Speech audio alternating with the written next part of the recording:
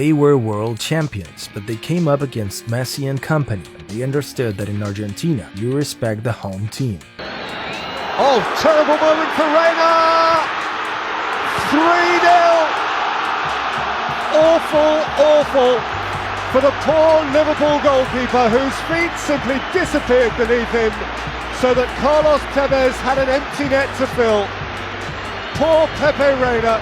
Spain had just won the trophy in South Africa 2010 and arrived at the River Monumental to play an entertaining friendly against the local national team. The Albicelestes started the match with everything. Respect for the champions? Absolutely none from Messi and company, and the one who knew this best was number 10, who would quickly open the score. And again, and Reina is beaten, and the world champions are behind. And it's the little maestro with a magical feather-like touch.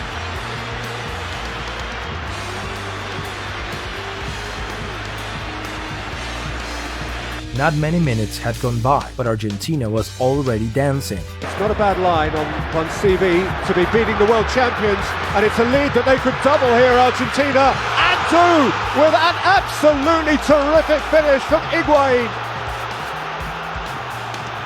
Less than a quarter of an hour played in the River Plate, and Argentina are 2 to the good against the greatest in the planet. Spain didn't want to go through the embarrassment of their life, so little by little they began to generate chances of danger, and their most lethal weapon was in David Villa's feet. However, of course, the nightmare had already started, and it wouldn't stop. Oh, terrible moment for Reina! 3-0! Awful for the poor Liverpool goalkeeper whose feet simply disappeared beneath him so that Carlos Tevez had an empty net to fill. Poor Pepe Reina rarely gets a glimpse of a chance in the Spanish team, and tonight he may wish he had never had that chance. Nightmare. The presentation of the Reds was a disaster, and only their great leaders were trying to do something to avoid an even bigger failure and be the laughingstock of the world. I think that's Bennett. Here again, deflection, good save, and the post. Driven back in. Was it an Eze who's gone over there? Who's poleaxed? Argentina's certainly a man down. There's no obligation for Spain to stop, but sportingly, I suppose it is a friendly game. The visitors needed a goal from the corner, but they didn't get it, and the first half ended with a resounding 3-0 scoreline.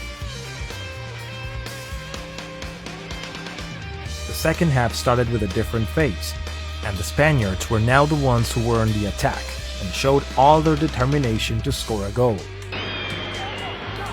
Nice first touch from Navas, who's made himself half a yard. Great delivery!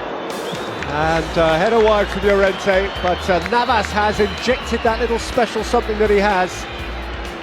Vicente del Bosque had got bored of Pepe Reina, and with Victor Valdés, he immediately felt more security.